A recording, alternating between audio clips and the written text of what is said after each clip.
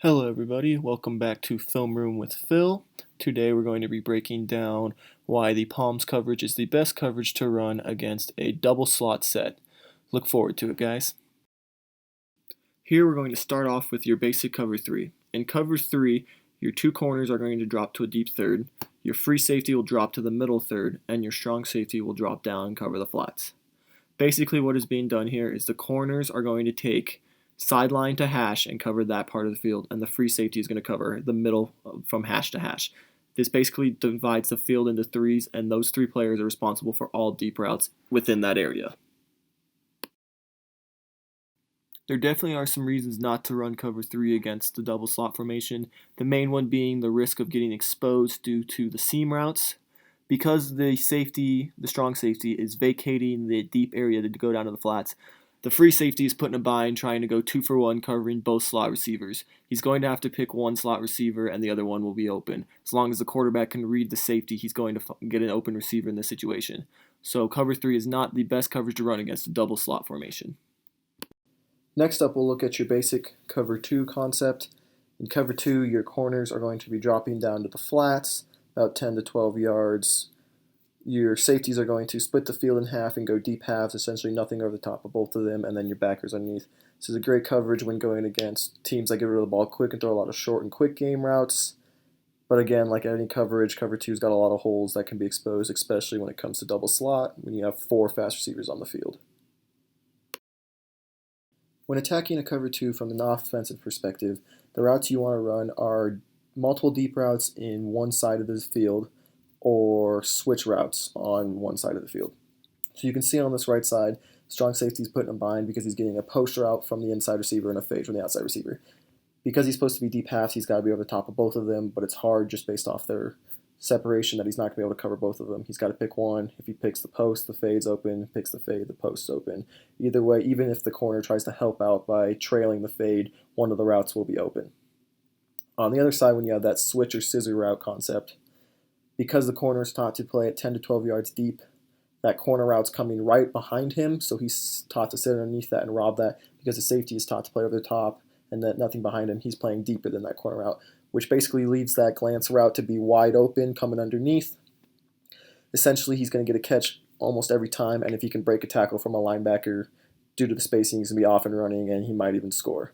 So I would not recommend running cover 2 in this look. To prevent deep balls and any scoring, a lot of times teams will run a cover 4 concept to just prevent anything over the top and just hope to rally up to tackles in the passing game. So essentially what a cover 4 is all 4 secondary players, both corners, both safeties, are just splitting the field in force, and they're just playing deep quarters and letting the linebackers take anything underneath.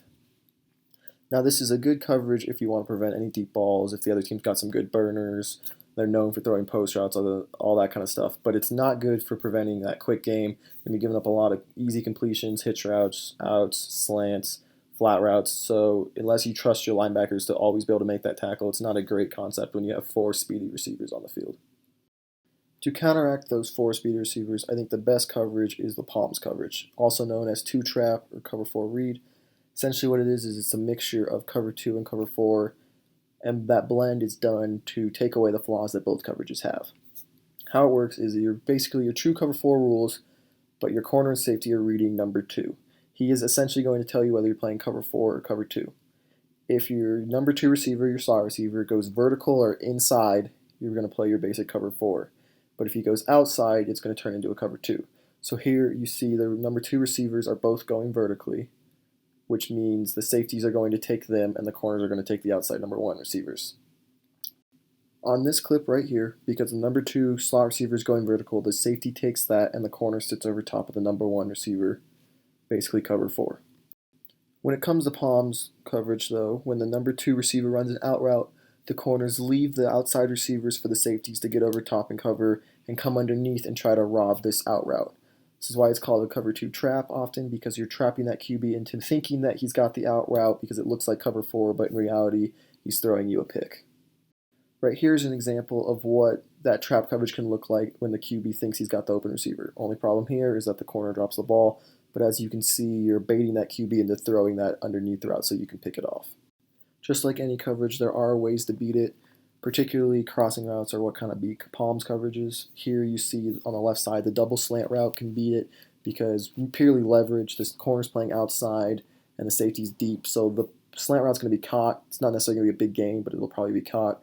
On the right side, you see the dig and the post route.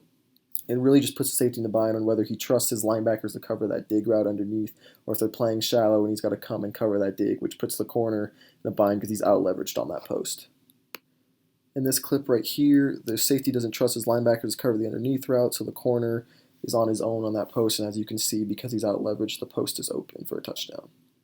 Thank you for joining Film Room with Phil. If you have any questions, please post them below.